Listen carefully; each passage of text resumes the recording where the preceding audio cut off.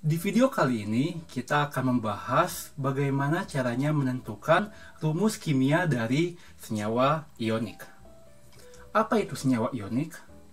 Senyawa ionik adalah senyawa kimia yang terbentuk dari unsur logam dan unsur non-logam.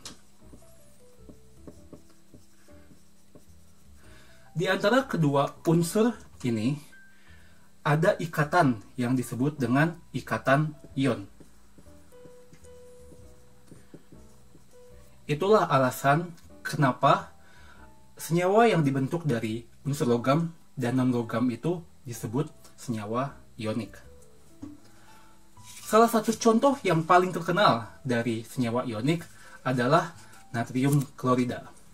Mungkin kalian udah pernah dengar ya apa itu natrium klorida. Natrium klorida itu adalah NaCl. Na adalah unsur logam dan Cl adalah unsur non-logam.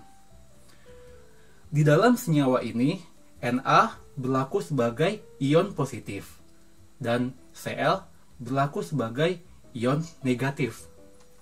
Ion positif di sini disebut kation. Sedangkan ion negatif disebut dengan anion. Penamaan senyawa ionik menurut IUPAC atau International Union of Pure and Applied Chemistry didasarkan dari kation dan anion. Yaitu penamanya dimulai dari kation lalu diikuti dengan anion. Seperti itu. Di video kali ini, saya akan memberikan beberapa contoh senyawa. Dan di situ, kita akan coba menentukan apa rumus kimia dari senyawa tersebut. Kita mulai dari contoh pertama. Di sini, kita punya kalsium bromida.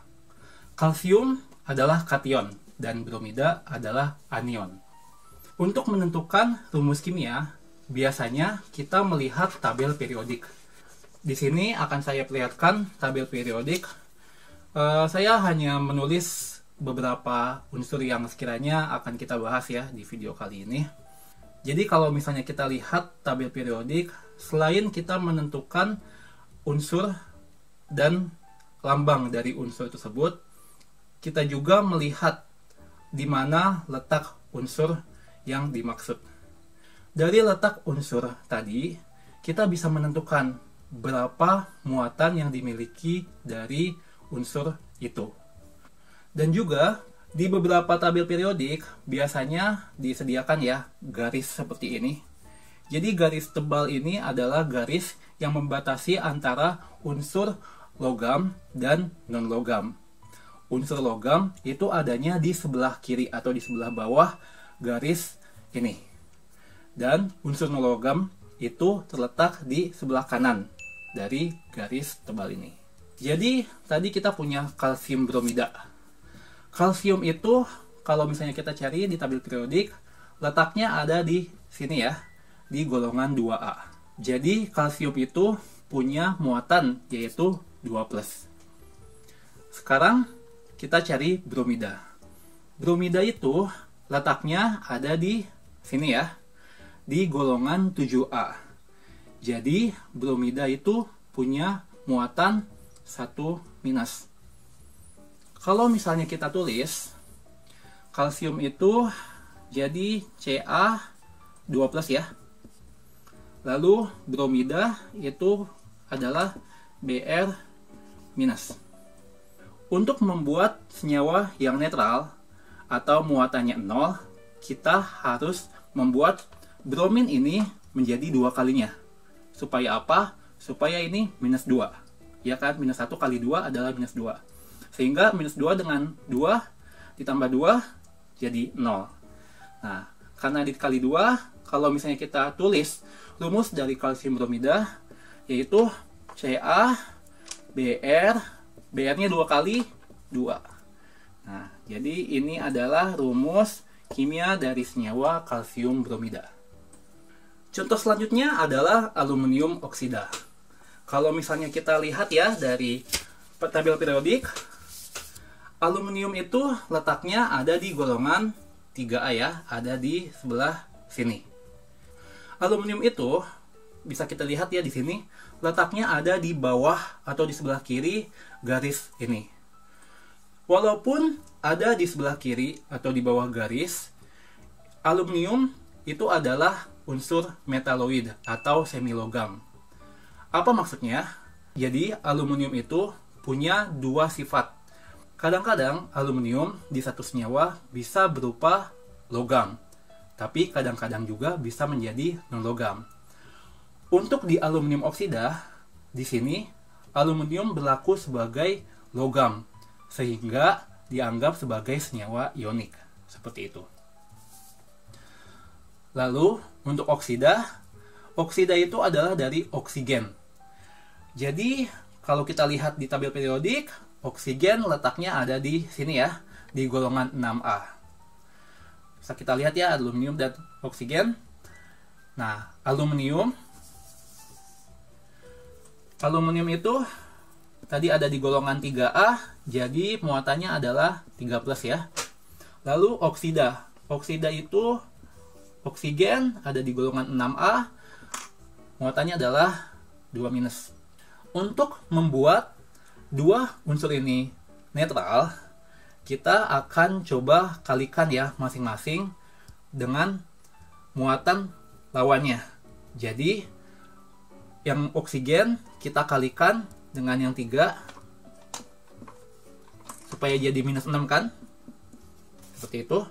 Lalu aluminium kita kalikan dengan yang di sini kali 2 supaya apa, jadi +6.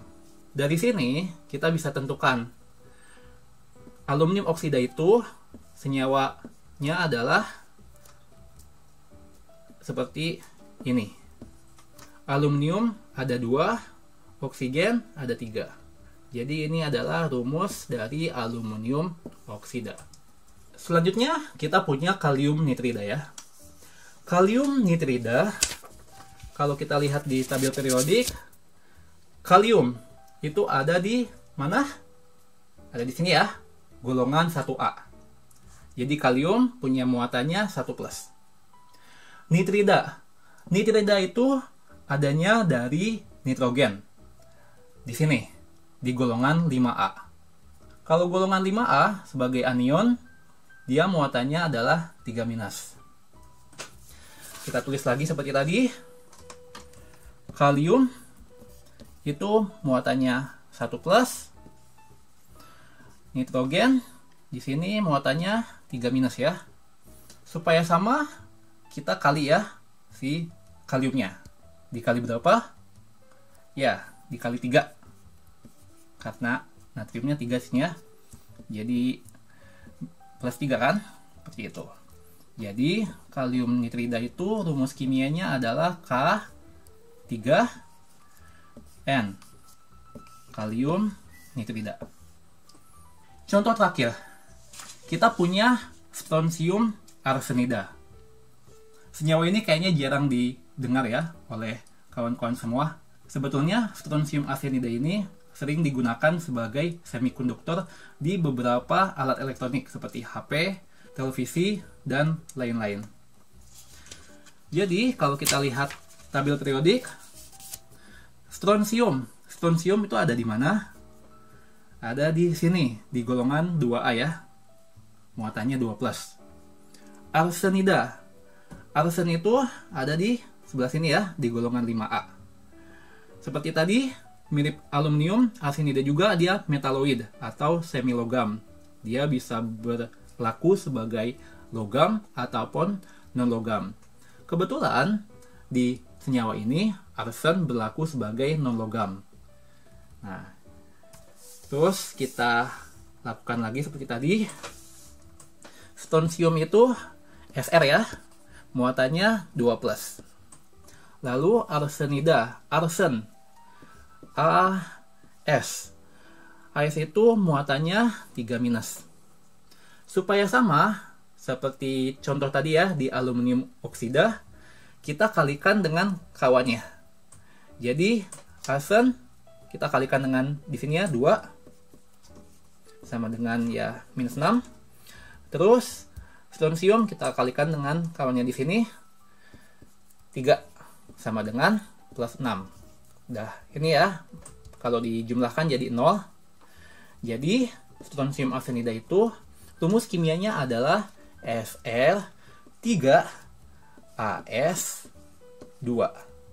Oke, seperti itu. Oke deh, terima kasih banyak semuanya sudah menonton video ini. Kalau misalnya ada yang ditanyakan, bisa lewat kolom komentar di bawah.